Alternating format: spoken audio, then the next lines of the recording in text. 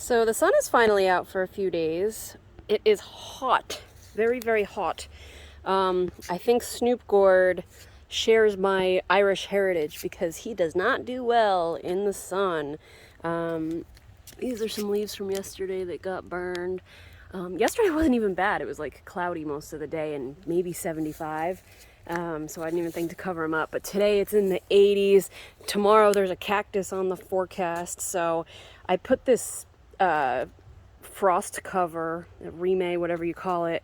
I'm using this as shade cloth. They actually do make actual shade cloth, but I already have enough of this stuff and hail netting that I'm just using this, and it just provides a little bit of shade, and it is enough that the leaves aren't doing too bad. This morning they were really, really wilted, and now they're, I would guess, a healthy amount of wilted for how hot it is. But unfortunately there's been some damage done. Like this guy isn't gonna look too good, so I don't like how he's burning so much.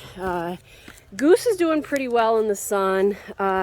He burned a little bit this morning, but overall, even when it's not covered, his leaves are doing much better. I had a few over here that were a little burnt, like that guy there, but look at all that nitrogen bloat. So that's probably more of a nitrogen thing than a genetic thing. So Goose is handling the heat much better, but it's going to be hot the next few days, so we're going to keep him covered. Normally, at this stage, I'd have this waterproof covering off, and then I have hail netting over the entire patch. One year, my plants got hit with a really bad hailstorm, and it was not pretty. So the hail netting does provide about 10% shade. It probably wouldn't be enough to keep Snoop Gourd happy, but the little bit of shade protection and the little bit of hail protection is kind of nice. So it's going to rain again for another week after we get this little bit of sun. And then hopefully after that week of rain, it'll be a little nicer, because I do want to get these off and replace it with hail netting. So we'll see what happens. I did let Goose get some morning sun just when it was low in the sky, just so the UV rays could hit it a little bit, but not enough to dry out the skin. But look how well that's healed. That one's healed really well. These are healing well. I've noticed there's some discoloration of the skin here, so this might be a huge scar here.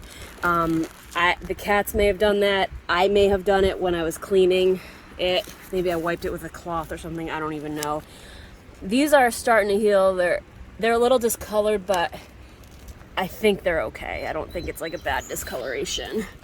And then under here, the really, really bad part, I did dig out all the bad stuff, and this is super dry because of that incandescent light bulb. So I think we're doing good. I hope this discoloration is more scarring than the fact that it's gonna abort, but we'll keep an eye on things. And then this blossom nub that I treated a while ago, that's hardened up and that's doing great. As you can see, I don't have everything covered up with the shade cloth. There's like this tiny little vine that's not covered up, and look how awful he's doing. He's not really doing good, but I'm doing the best I can, all right? Now, I know I talk about vine burying a lot, and I still haven't done my vine burying video because the conditions haven't been great for it, but I usually say this once a week, but I am so behind on burying vines. Every part of the vine that's laid down should be covered up. So 1, 2, 3, 4, 5 nodes I'm behind on, but look how wet it is still. It's still wet. I think tomorrow's gonna be my best day to do it. Even though it's gonna be really hot, I'll probably do it early in the morning. So I'll let the sun dry it out just a little bit more. Tomorrow I'll do my best, but I've been spending most of the day inside. I don't have a colon, and colons are important for absorbing water and electrolytes, and I drink electrolyte drinks like crazy, and I still can't stay hydrated, so I gotta listen to my body when it's this hot out. So I'm gonna chill out inside for the rest of the day until the sun starts to go down, and then I'll probably prune stuff tonight, and then tomorrow morning I'll get up early and bury vines. And I promise I'll do a video one day when the soil's a little bit better. But I gotta be so careful. I don't want to be messing around with a video.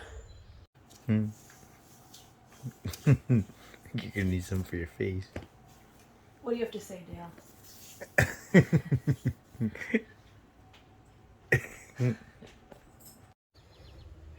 All right, so it's the morning of Friday, July 7th. We have another hot day coming. Snoop Gourd did not do well yesterday, even with the shade. There's nothing else I can do really, unless I get like a mister and mist the leaves like all the time. But as you can see, I did get my vines buried, and that's why I got burned. I was actually only burying vines for a few hours in the morning, and I was inside during the majority of the heat, but oh well, I'm Irish, that's what happens. So I have here Snoop Gourd. I'm doing another pollination. This is just a backup pumpkin. Looks like 4 lobes. Cute little pumpkin at the base. I'm just doing this to be safe. The other one's doing great over there. That's probably going to be the keeper, but you never know, and it's better to be safe. So I'm going to pollinate this, and I'll show you Goose real quick, and then that should do it. All right, so here's Snoop Gourd. He has I love his long stem. That's gonna make things easier. He's a little lumpy over here. I think that's just him, but if he does abort, we do have our backup pumpkin. When he gets a little bit bigger, I am gonna begin to rotate him a little bit so that he's about even with all these vines. But so far, so good. And here's our wounded warrior Goose. He's doing great. All his wounds have dried out. He does have that scarring superficially that I expected on the skin.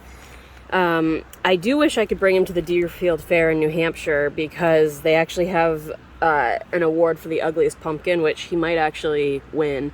But the way my patch works is I can only get a truck through there. I can't get a truck through there. So that's always the first pumpkin to go to the weigh off. So Deerfield Fair is first, so that pumpkin goes to the Deerfield weigh off, and then this pumpkin goes to Damascotta in Maine. If one of the pumpkins dies and I only have one, I go to Damascotta. That's the closest one, and it's the one I like the most because that's where all my Maine peoples are. So keep going, Goose. We're at 17 days after pollination. I'm going to start measuring him on day 20, and we're going to start watching him gain some weight, hopefully a lot. One last thing I forgot to mention. So behind the scenes, I'm actually adjusting Goose's position while I can still move him. Ideally, you want the stem and the blossom end to be fairly parallel to the ground. If the stem points down, it'll grow into the stem, and then this can cause what's called a bird bath, because this will be pointed up and there'll be like a hollow area that water can collect in. And then if it's the opposite, if this is pointed too far up and this is pointed down, then the blossom end can get buried into the ground, and then you won't be able to see if the blossom end's rotting or not. So he's pretty well positioned. I might tilt him a little bit more that way, but he'll be fine. Oh, and I also forgot to show you that wound. So yeah, he's ugly, but I love him.